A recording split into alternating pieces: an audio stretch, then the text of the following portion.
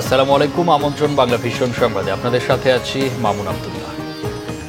জামাত ইসলামীর আমির ডক্টর শফিকুর রহমান বলেছেন, সঠিক সময়ে নির্বাচন না হলে জনগণকে সাথে নিয়ে ফেব্রুয়ারিতেই তা আদায় করে নেওয়া হবে। সকালে সিলেট ওসমানী আন্তর্জাতিক বিমানবন্দরে সাংবাদিকদের তিনি কথা বলেন। জামাতের আমির আরও বলেন, আগামী নির্বাচনে আওয়ামী লীগের থাকার কোনো সুযোগ নেই। এছাড়া আওয়ামী লীগ নিজেই নির্বাচন চায় না, তাদেরকে নির্বাচনে যুক্ত করার প্রশ্নই আসে না। গণভোটের বিষয়ে তিনি বলেন, জাতীয় নির্বাচনকে বৈধতা দিতে হলে এবং জুলাই সনদের আইনি ভিত্তির জন্যই আগামী গণভোটের আয়োজন করতে হবে। তিনি বলেন, পিআর পদ্ধতি শ্রেষ্ঠ, আশা করি জনগণ এটা সমর্থন করবে।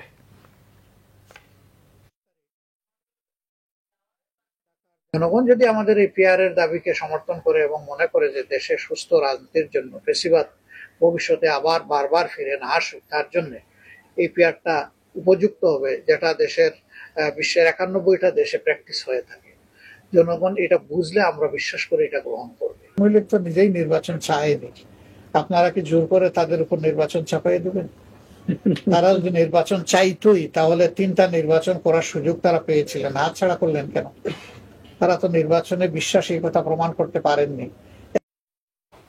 গাজীপুরের কোনাবাড়িতে ঝুটের গোডাউন ও খাগড়াছড়ির মহালছড়ি বাজারে অগ্নিকাণ্ডের ঘটনা ঘটেছে। ফায়ার সার্ভিসের কর্মকর্তারা জানান, সকাল 6:30টার দিকে গাজীপুরের একটি ঝুটের গোডাউনে আগুন দেখতে পায় স্থানীয়রা। পরে ফায়ার সার্ভিসকে খবর দিলে 4টি ইউনিট আগুন নেভাতে চেষ্টা করে, তবে এখনও আগুন নিয়ন্ত্রণে আসেনি।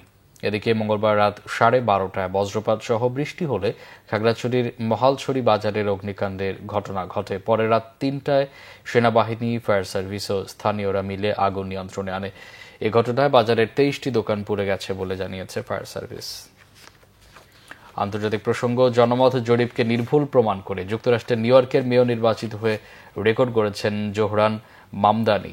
এর মাধ্যমে নিউ ইয়র্ক পেল শহরটির ইতিহাসে প্রথম মুসলিম আর ভারতীয় বংশোদ্ভূত নগরপিতা।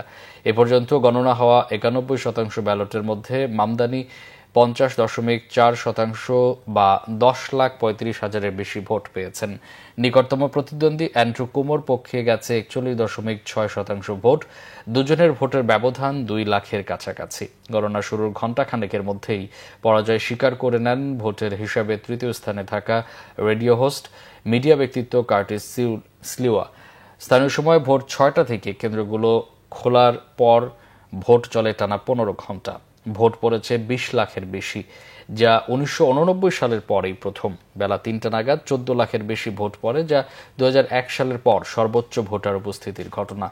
রেকর্ড ভেঙে আগাম ভোট দেন 7,35,000-এর বেশি ভোটার, যা গত নির্বাচনের তুলনায় 20% বেশি। ফলাফলকে পরোক্ষভাবে প্রেসিডেন্ট ডোনাল্ড ট্রাম্পের পরাজয় বলছেন অনেকেই।